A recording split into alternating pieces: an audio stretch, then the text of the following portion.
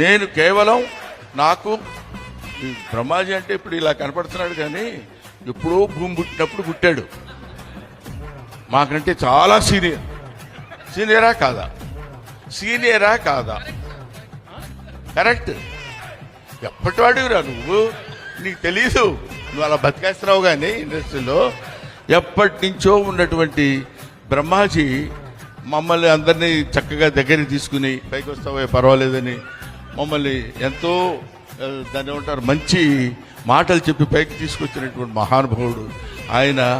ఈ వృద్ధాప్యంలో కూడా ఇలాంటి సినిమాల్లో చేసి మెప్పించగలుగుతున్నాడంటే మనందరికీ ఎంతో ఆనందకరమైనటువంటి విషయం.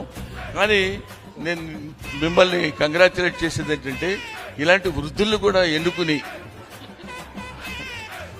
నవ్వెందుకు వస్తుంది సార్ వృద్ధులు అంటే కాదా, అంతటా చక్కగా అలాంటి వాళ్ళని ఎన్నుకుని మీరు ఈ క్యారెక్టర్ ఇవ్వడానికి మిమ్మల్ని కంగ్రాచులేట్ చేస్తున్నాను.